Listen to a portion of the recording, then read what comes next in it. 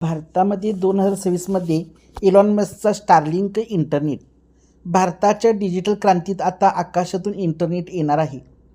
Elon मस्कचा Starlink मे 2026 पासून देशात सुरू होणार आहे.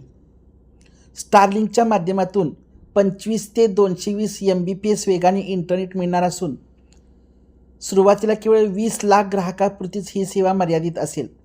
पारंपरिक ब्रॉडबँड सेवा उपलब्ध नसलेल्या भागांना जोडण्यावर स्टारलिंकचा भर आहे.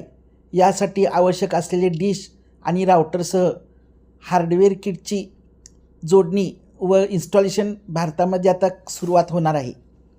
विशेष म्हणजे एअरटेल आणि जिओसारख्या भारतीय दूरसंचार कंपन्यांची भागीदारी करून ही सेवा वितरित केली जाणार आहे.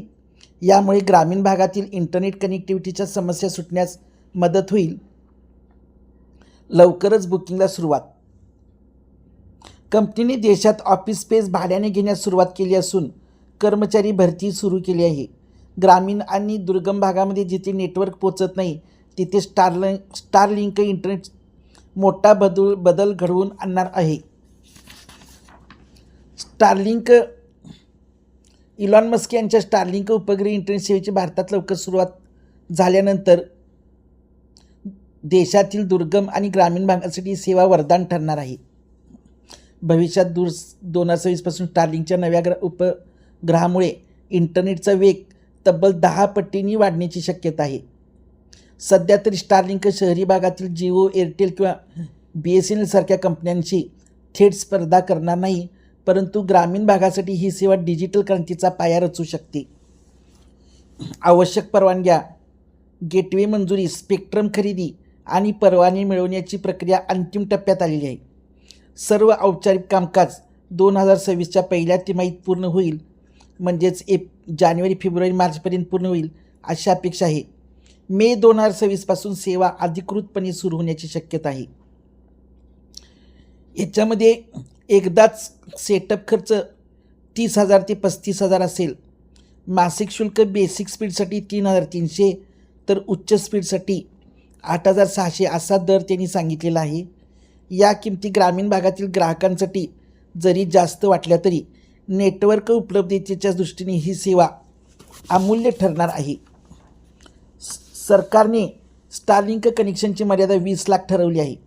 ग्रामीण आणि दुर्गम भागामध्ये या सेवेला प्राधान्य दिले जाणार आहे. इंटरनेटची स्पीड 25 Mbps ते 225 Mbps असेल. शहरी भागासाठी स्पीड कमी वाटू शकतो, पण दुर्गम भागासाठी ही सेवा क्रांतिकारी ठरेल. स्टारलिंकला लवकरच अमेझॉन आणि जिओ यांच्या उपग्रह इंटरनेट सेवांकडून स्पर्धा मिळणार आहे. अमेझॉन आपली प्रोजेक्ट कुइपर सेवा भारतात आणण्याच्या तयारीत आहे. रिलायन्स जिओ देखील उपग्रह इंटरनेट सेवा सुरू करण्याच्या प्रयत्नात आहे. त्यामुळे भारतीय ग्राहकांना उपग्रह इंटरनेट क्षेत्रात अनेक पर्याय उपलब्ध होणार आहेत. महत्त्वाचे म्हणजे ग्रामीण भागातील शाळा, रुग्णालये, सरकारी कार्यालये यांना वेगवान इंटरनेटची सुविधा मिळेल. दुर्गम भागातील विद्यार्थ्यांना ऑनलाईन शिक्षणाची संधी उपलब्ध होणार आहे. शेतकरी आणि लघुउद्योगांचे डिजिटल व्यवहार सुलभ होतील. दुर्गम भागात इंटरनेट उपलब्ध झाल्याने पर्यटकांना सुविधा उपलब्ध झाल्यास पर्यटन क्षेत्रातही मोठा फायदा होण्याची शक्यता निर्माण झालेली आहे. ग्रामीण भागासाठी डिजिटल क्रांतीची संधी नक्कीच निर्माण झालेली आहे. मित्रांनो, ग्रामीण भागातील नेटवर्क समस्या दूर करण्यासाठी ही सेवा मोठा बदल घडवून आणेल.